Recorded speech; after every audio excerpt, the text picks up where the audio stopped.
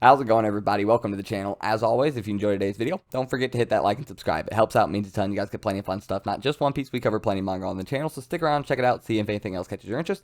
And with that being said, let's get into the chapter, because, yeah, 1035, I mean, you know I love this chapter. This was dope. But even before we get to that stuff, Sanji, how far did he kick Queen? Like, to say that was a home run is an understatement. He absolutely launched that man. And yeah, he picks up the mouse. He had picked up the mouse, and he gives it back to the girl. And yeah, it reminds him of the mouse that he fed back in the day. So good job to anybody who called that out. And yeah, he has a nice little moment. He's like, "Are you sure you're unharmed?"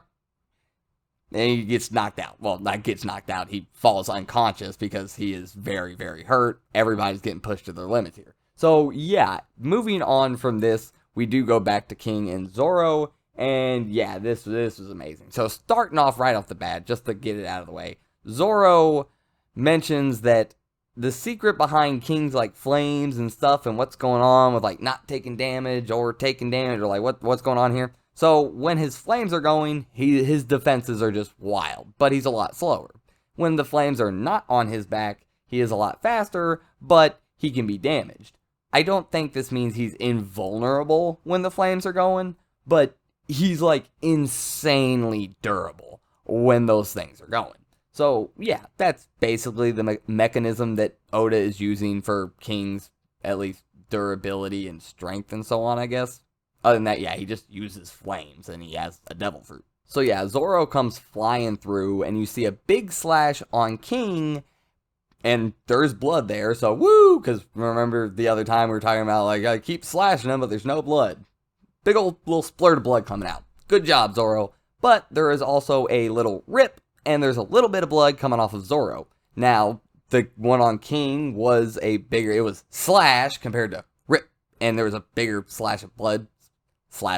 bigger splash of blood. So yeah, it is showing that Zoro, with these new and improved swords he's got, is hitting a little harder against King, at least when they're trading blows, and King doesn't have the flames on. So yeah, there you go, keep that in mind.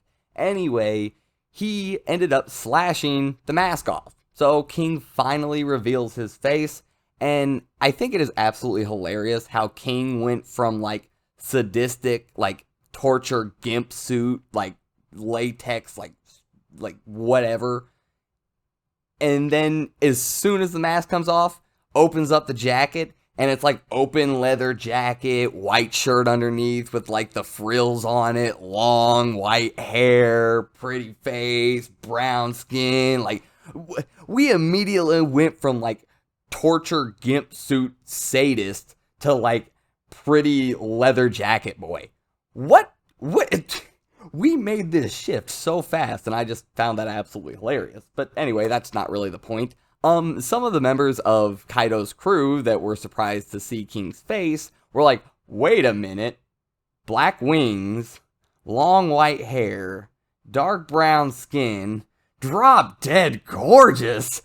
The world government's paying like 100 billion berries, or whatever it was, 100 billion, 100 million, whatever it was. A lot of berries for information on, and King just holds up the sword, Imperial Dragon, and launches this just fire, magma, burning death dragon at these guys and just annihilates them. So yeah, as we could probably imagine, the world government wants King. Zoro, apparently he like hopped back out of Onigashima. He wanted to take the fight back outside, so he's standing up top and he's like, instead of throwing a tantrum, maybe you should come up here and pay attention to me. After all, I'm kind of, the one that slashed your mask off just a little bit. So yeah, Zoro's basically just up there taunting him. Zoro says, so the government's interested in you, huh? Want to tell me about your race?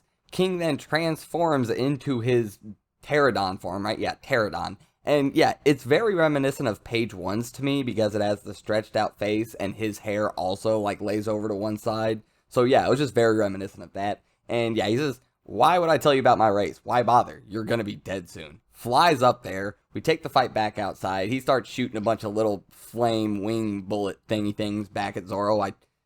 What are those? Just little flame balls? I don't know. It doesn't matter. Anyway, yeah, they go outside and they're trading a bunch of little light blows, blocking, swinging, attacking, all kinds of stuff. Just going to town. Anyway, eventually, Zoro's sitting there saying that, we're going to have to finish this up. I ain't got long. These swords are going to kill me at some point if I keep putting out this much haki for this much longer. King also says, yeah, I feel like I'm kind of close to my limit too. I don't really know why he said that. He probably just bluff at that point, maybe, and it doesn't really matter. I also, at first, when I saw that, was like, really? King already? But then I kind of started thinking about it. Well, King's kind of been going for a while. He was dealing with Marco. He was dealing with fodder, which that's not going to take a lot of energy out of you, but you're still up moving around doing stuff. I mean, I can't walk for 36 hours straight. I'm going to get tired, even though it's just walking. I'm not doing that much. Yeah, it still takes a little bit out of you. King's been running around dealing with a lot of stuff, but before Zoro got here, and remember, Zoro got that miracle drug from the mink, and I can't remember his name right now off the top of my head. Bunch of other stuff's going on in this chapter. Can't remember the mink doc. Anyway, yeah, Zoro got this miracle drug to boost him back up and give him these ultra regenerative properties. I believe that is almost exactly word for word what it said in the official release. So yeah, Zoro has had a lot of aid here, and King has had basically none. Nobody's healed King. Hasn't had a lot of help. I mean, I guess Queen, but yeah, still. Anyway, yeah. After I kind of really started thinking about it all, I can understand why King is saying this. So Zoro's like, all right, that means we're in the same boat, but you've had your time on top. You guys got to make way for us. And he says, King of Hell, 3-sword style. Keep in mind, fan translation, I like to say that when there's attack names, because I mean, a lot of times they are different. So yeah, King of Hell, 3-sword style.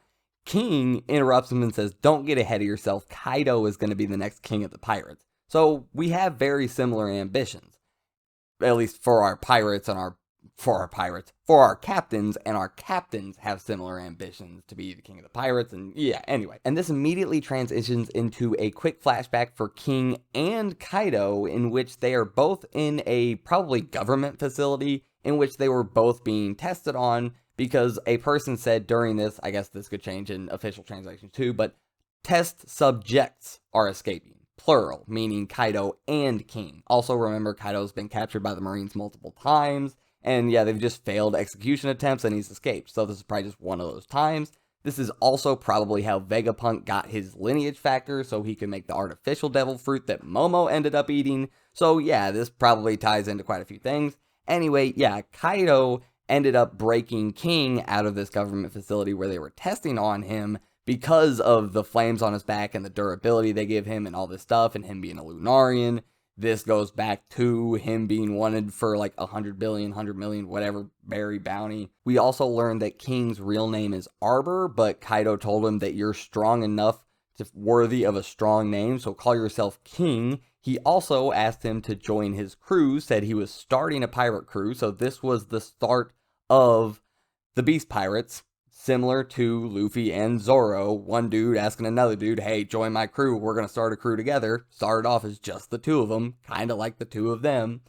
And yeah, King asked him, he says, do you really think you can change the world? Kaido says, I'm the only one who can. And he told him, stand by me and I'll never sell you out. From today forth, you're my right hand. So yeah, there's a bunch of stuff here. This was a very informative flashback, especially for how quick it was. But yeah, now we cut back to the present, and that, Lord of Hell or whatever, 3-sword style, turned into Purgatory Onigiri, and Zoro is now throwing that out. It looks like King actually kind of like dodged through one of the two of the lines of the slashes.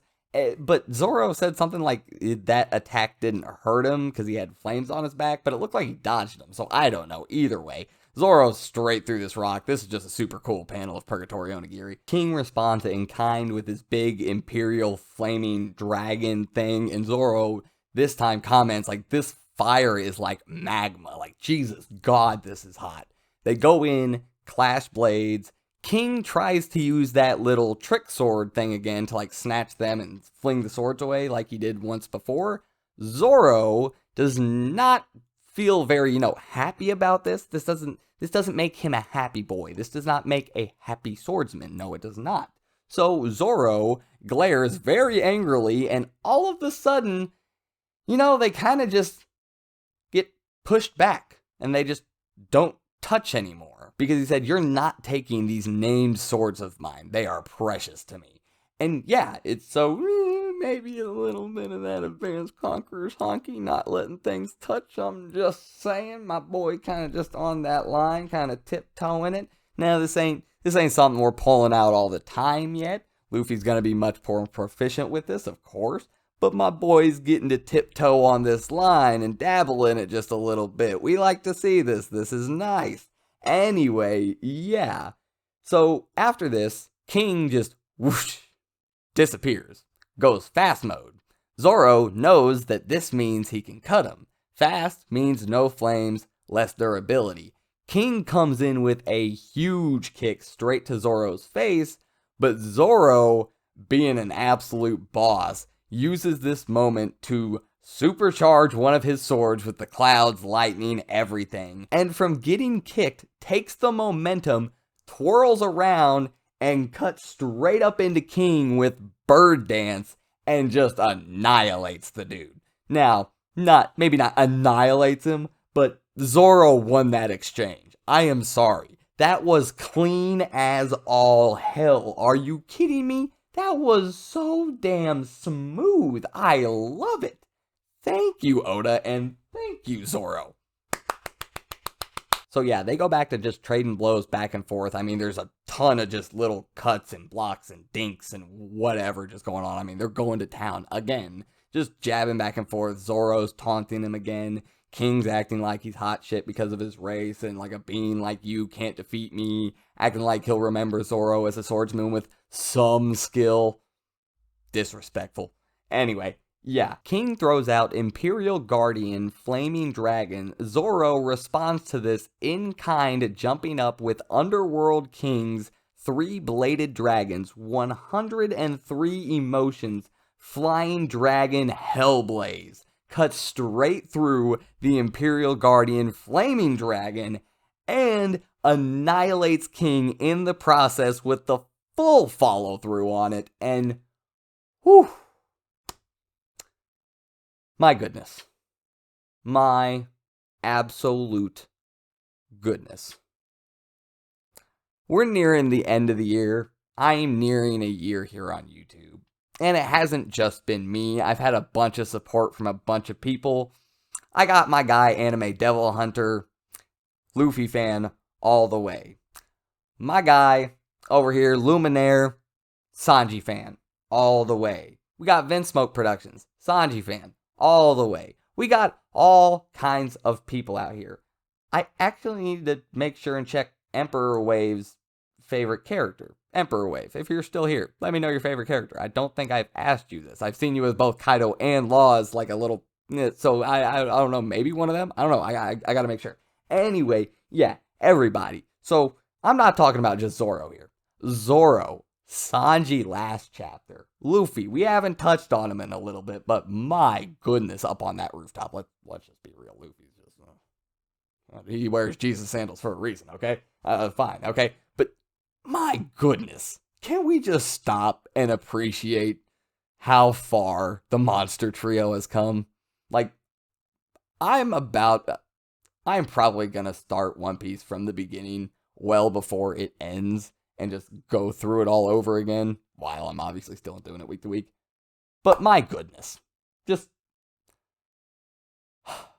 this is so wonderful. This just makes me so happy.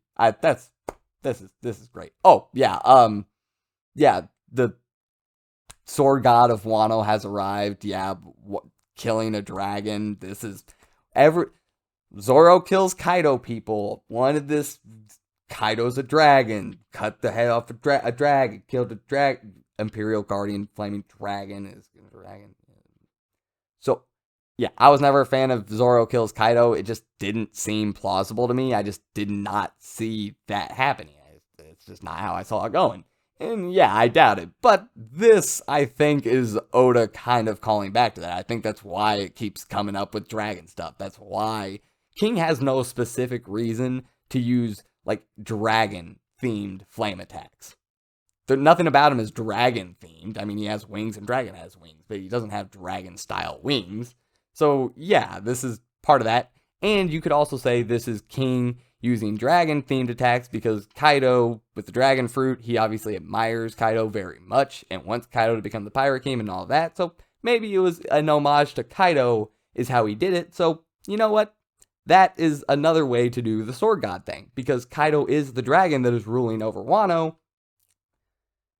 King's flame attacks were molded after Kaido because he admires him. Zoro cut straight through that flame attack and straight through King. And yeah, he's doing his own part in saving Wano. There you go. Anyway, yeah, I hope you guys enjoyed the chapter. I know I did. I hope you enjoyed the video. And yeah, I'll get out of here. I hope you guys enjoyed, and I'll see you next time. I'm out.